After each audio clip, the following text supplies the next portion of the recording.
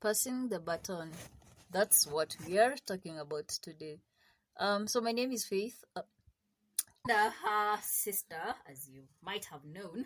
So basically, yeah, the topic is passing the baton. And Is it the baton or the the baton. baton? The baton! Anyway, interesting thing to note.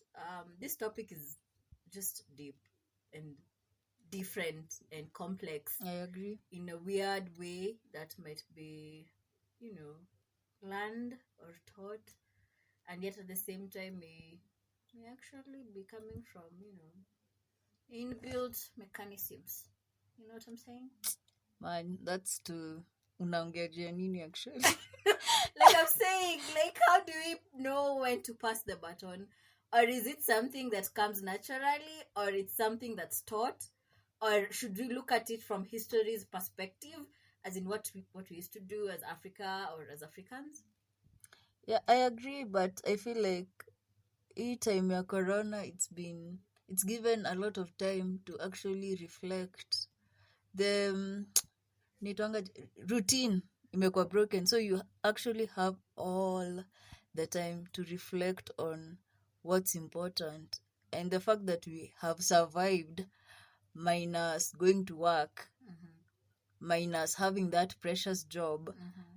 I think it's a time to put perspective in order, as you're saying. So but where does passing the baton come in? If I'm doing my reflections, I'm trying to get new perspective.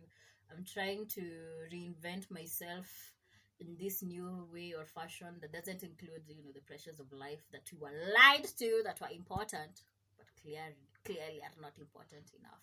So I feel like in that process of thinking about yourself and how this whole disruptive thing called COVID has impacted your life, it also has forced us to think about ourselves as a society, right? Okay. So therein comes because this is such a disruptive thing. So what happens when the next one happens? So what am I passing on to my kid? For example, you have a kid.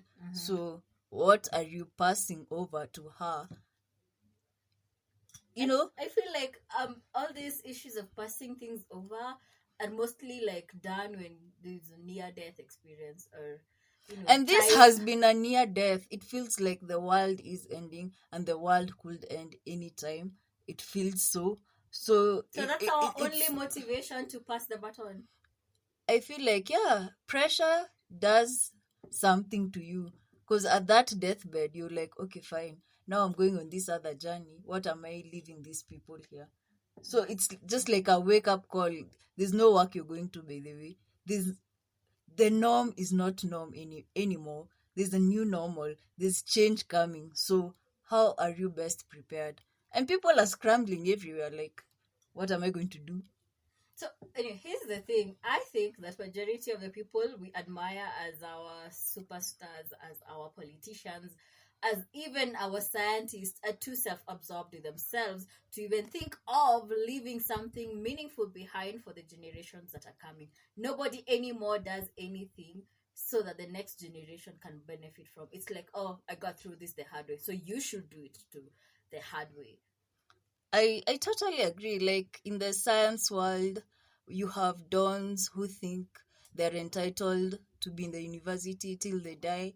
Like, yeah, that's all good because you read that much. But after you die, you've died with all your knowledge. You've died with everything that you could have passed on to people who are like us, still struggling and trying to figure out what this life is about.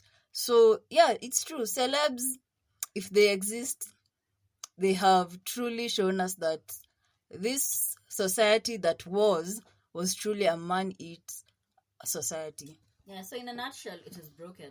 There's no continuity in knowledge, there's no continuity in the basic systems that constitute life, as we'd call it. Because if you look at our history as Africans, we used to have a system in both patriarchal and matriarchal societies whereby the old people would sit down the young people and tell them, on and educate them on a wide range of topics. Like, for example, medicine. These herbs did this, these herbs did this. If you want to do this, you can use the bark of this tree or the roots of this tree. They even show them as far as politics and economics. Like, we used to trade.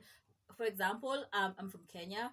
We have the Kamba community. We trade all the way to the coast down there. So we used to have these old people show us our trading routes, show us where to get the finest spices, where to get the finest everything. So all this information was passed down from one generation to the next generation. But now we just have people who are content with having what they have, as mediocre as that sound, because life is much more than just having substance and material things. But for them, that is the epitome, that is the highlight of their lives, and they cannot see how they would want to share this or to pass down this knowledge to the next generation, be it their immediate kids or other younger guys. Well, that was a rant. Not really a rant. I totally agree. I think post-colonialism, the greed that was taught and left embedded in our minds, created that scavenger mentality. I have to get this, and I'm getting it for my own self. And the most it can go is to my kids. So you have the likes of, and rest in peace with all, and now after you're gone, all you can hear about your estate is fightings. You're making money for people who have no values, who have no virtues, who you didn't groom them. There's a miss there. As much as you're making money, our African societies were built on much more, like Ubuntu, like let's take care of each other. And it cuts across, even look at the morality, the basic fiber of a society. Our kids are rotten. We have kids who, these kids of Nini, they won't even reach 40 years old because they're living recklessly. No one cares. Parents absent. Community, nothing. Yeah, so anyway, that's our 2 cents. Let us know what you guys think. Toodles! Good night.